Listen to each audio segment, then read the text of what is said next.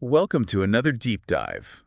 This time we're looking at recent reports coming out of the DPRRI. The Indonesian parliament. And exactly. And it gives us a really interesting perspective on the current state of debate and policy in Indonesia. Yeah, and there's such a variety of topics covered here. Oh, absolutely. Everything from ride-hailing and prisons to even contaminated grapes from China. Oh yeah, that one's definitely caught my eye too. Well, let's jump right in. This first report will look at kind of centers around the gig economy, Okay. specifically ride-hailing and these ride-hailing drivers. So like Gojek and Grab drivers. Exactly. What are they saying about that? Well, it's interesting because there's a lot of debate about whether they should be considered formal workers. Oh, I see. And on one side, you have the Indonesian Workers Union, SAI. 6PAI, right? They're advocating for formalization. Makes sense. They're saying these drivers deserve the same protections as any other employee. Right, things like minimum wage and health insurance. Exactly, and even Social Security. It's a good point because, so many people rely on this type of work. Oh, absolutely. The report actually highlights that there are over 2 million drivers in Indonesia. Wow. And of course, their families rely on this income as well. Yeah, that's a huge number of people. It is. And their salaries, although they tend to be higher than other informal jobs, they're still, Not very stable. not stable exactly. And Yeah. there's no guarantee of that income. I can imagine that must create a lot of stress and anxiety for those drivers. It does, actually. The report includes an anecdote about a driver who tragically took his own life Oh, wow. because of financial pressures. That's really sad. It is. And it really underscores the human cost of this whole debate. Yeah, for sure. But like with most things, there's always two sides to every story, right? Well, of course. What are the arguments against formalizing ride-hailing drivers? Well, some experts, they're citing research from the International Labor Organization. The ILO. The ILO, yeah. And they're concerned that formalization could actually backfire. Well, the gig economy is often seen as a way for people to access work. Right, especially people who might not be able to find traditional employment. Exactly, like students or people who need a flexible schedule. So they're worried that formalization would make it harder for those people. Exactly. It could make the platforms less flexible and ultimately lead to fewer jobs. Yeah, I see their point. It's definitely a tricky situation. So how do we find a solution? Well, the report doesn't provide a clear-cut answer, Okay. but it does highlight the need for a more nuanced approach. Right, it's not a simple yes or no question. Exactly. It's about finding a balance. A balance between protecting workers and allowing the gig economy to thrive. Precisely. And, maybe a hybrid model could be a solution. That's interesting. What would that look like? Well, maybe something that offers some basic protections, but without imposing too many rigid structures. Okay, so kind of a middle ground. Yeah, exactly. Well, it'll be interesting to see how this debate unfolds. Absolutely. This is definitely something to keep an eye on. For sure. Now, let's shift gears a little bit and talk about something completely different. Okay, what's next? Let's talk about prisons in Indonesia. Ah, yes. This report is quite alarming. Yeah, it paints a pretty bleak picture. It does. It says that Indonesian prisons are currently holding over 275,000 inmates. That's a lot of people. It is. And the problem is they were only designed to hold 145,000. Oh, wow. So they're way over capacity. Significantly over capacity, which obviously leads to some serious problems. Yeah, you can imagine the conditions in those prisons must be. Oh, absolutely. Cramped cells, inadequate sanitation. Lack of health care. Exactly. And it's also a breeding ground for violence. It sounds like a nightmare. It really is. And the report points out that these conditions make rehabilitation almost impossible. Which is kind of the whole point of prison, right? Ideally, yes. Yeah. But when you have overcrowding like this, it's incredibly difficult to focus on rehabilitation. So what are the main causes of this overcrowding? Well, it's a complex issue, I'm sure. but the report highlights a couple of key factors. Yeah. Firstly, Indonesia relies very heavily on imprisonment as a punishment. Even for minor offenses. Yes, even for things like drug possession. Really, just possessing drugs can land you in prison. Yes, and the sentences are often very lengthy. Wow, that's a bit harsh, isn't it? It's definitely a stricter approach than many other countries. And that stricter approach has led to this massive influx of inmates. Exactly, and the system simply can't cope. So what's the solution? Well, building more prisons is an obvious option. But is that really a sustainable solution? Not really. It's more of a Band-Aid solution. Right, it doesn't address the root causes. Exactly, and that's why the report suggests exploring alternative approaches. Okay, like what? Well, there's a lot of interest in restorative justice models. What's that? It's an approach that focuses on repairing the harm caused by the crime. So instead of just punishing the offender? Exactly. It's about reintegrating them into society. Interesting. So things like community service or mediation. Even victim-offender dialogues. Right. The focus is on healing and reconciliation. Sounds promising, but is Indonesia ready for such a big change? It's definitely a long-term goal. Right. But the good news is the new penal code does show some movement in that direction. Oh, really? Yes. It emphasizes alternatives to prison, which is a step in the right direction. Well, that's encouraging. It is. It shows that there's a growing awareness of the need for reform. Yeah, for sure. But clearly, Indonesia is facing some tough choices when it comes to its criminal justice system. Absolutely. Finding that balance between accountability and rehabilitation, that's going to be crucial. Yeah, I agree. And welcome back to our deep dive into these fascinating reports. So much to unpack here. There really is. And this next one, I think, will resonate with a lot of our listeners. Oh, yeah, especially anyone who went through the Indonesian education system. Exactly. We're talking about the Eugene National... A national exam. Yep, the UN, and all the controversy surrounding it. Oh, yeah. I remember those days studying like crazy. So much pressure. I felt like my whole future depended on those exams. And the report acknowledges that the UN created this incredibly stressful environment for students. Yeah, I mean, it's hard to focus on actually learning when you're just worried about passing a test. Exactly. And the report also points out that not all students had equal opportunities. Right. Students in rural areas or from poorer backgrounds, they often didn't have the same resources. Exactly, like good teachers or study materials. Even things like access to the internet can make a huge difference. Absolutely. So all of these factors contribute to these disparities in educational outcomes. Which is why the government decided to abolish the UN in 2021. A pretty bold move. It was, and they replaced it with the AKM. The ACE's Min Competency Minimum. Yeah, and also a character assessment. So a big shift in focus. Definitely, instead of rote memorization, they wanted to emphasize critical thinking and problem solving. Sounds like a good idea in theory. It does. But, of course, there have been some challenges along the way. Oh, I'm sure. What kind of challenges? Well, for one thing, it's harder now to assess overall educational progress. I see, because there's no longer a national standardized test. Exactly. It's difficult to compare schools across different regions. Makes sense. And I bet it's also causing problems for students applying to universities abroad. Oh, yeah, that's another issue the report highlights. Because some foreign universities don't recognize the AKM scores. So Indonesian students have to take other standardized tests, like the SAT or ACT. Which adds another layer of expense and stress. Exactly. So it's created this whole new set of challenges. So where do we go from here? That's the big question, right? Should they bring back the UN, or is there another way forward? Well, the report doesn't give a definitive answer. Okay. But it does suggest exploring a revised version of the UN.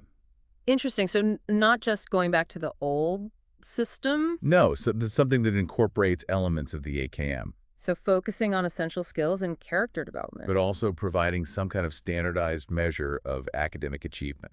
That's recognized internationally. Yeah, it's a tough balance to strike. It is, but it's a crucial conversation to have. Absolutely. Now let's talk about money. Yes, the budget. Always a hot topic. Always. And there are a couple of reports here that really caught my eye. Oh, yeah, they. Well, one is the Ministry of Human Rights budget request for 2025. Okay.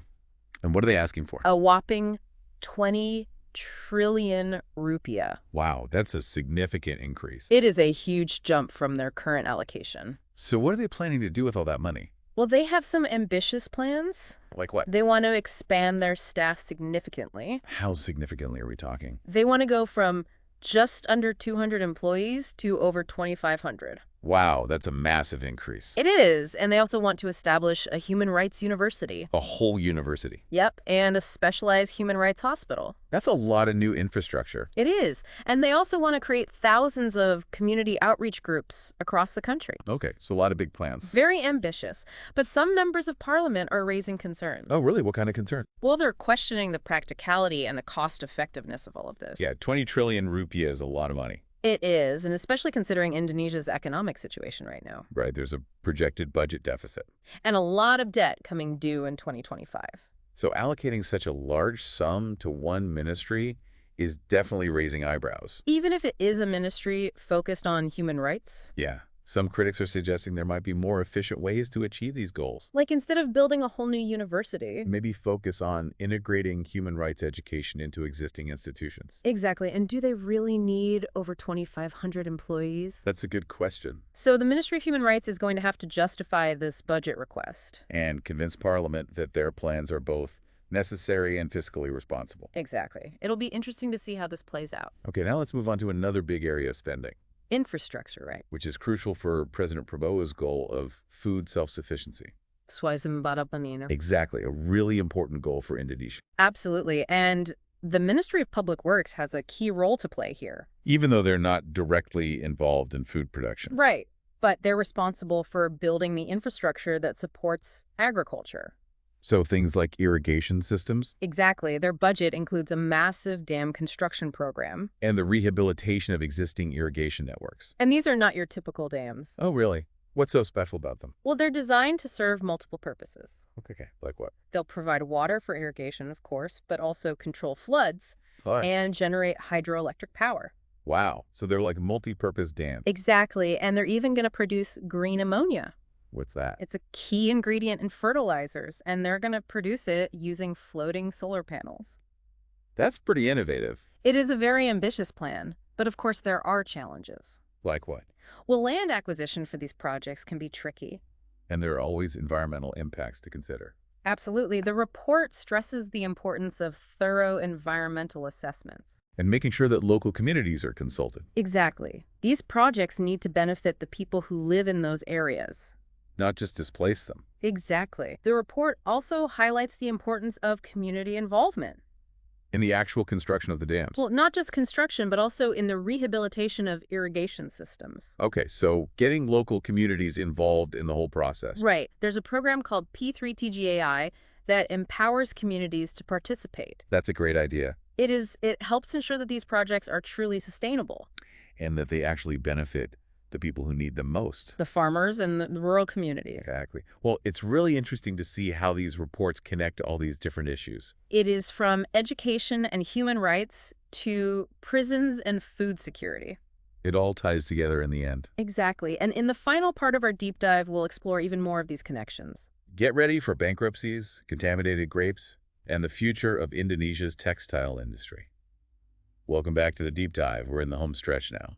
The final few reports. And we've got some interesting ones lined up. Oh, yeah. These really highlight how global and local challenges kind of come together. And how that plays out specifically in Indonesia. Exactly. So let's start with this one about bankruptcies. Oh, yeah. That's been a big topic lately. Lots of anxiety around it for sure. Understandably, people are worried about their jobs. Exactly. And this report really dives into the impact on workers. The human cost of these economic downturns. Yeah, and one of the biggest cases recently was the Stritex bankruptcy. Oh, yeah. Stritex, that was a huge company. A textile giant employing thousands of people. Over 11,000, I think. And now it's gone. It really shows you how even these seemingly successful businesses can be vulnerable. Yeah, no one is immune to these kinds of shocks. And unfortunately, Stritex isn't an isolated case. The report says over 59,000 workers have been laid off this year.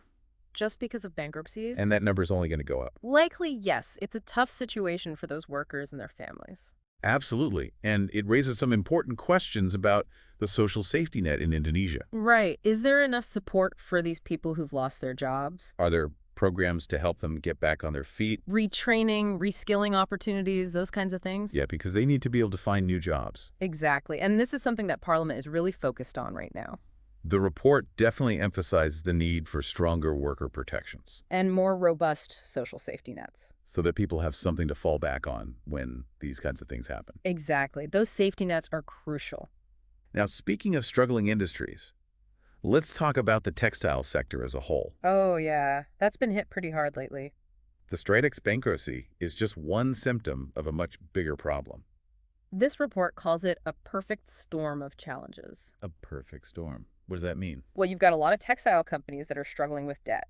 Okay, that's one factor. Then you've got all the disruptions to global supply chains. Right, from the pandemic and all the geopolitical stuff. Exactly. And then, of course, there's the competition from cheaper imports. Especially from China. Yeah. It's really tough for Indonesian companies to compete. So what's the solution?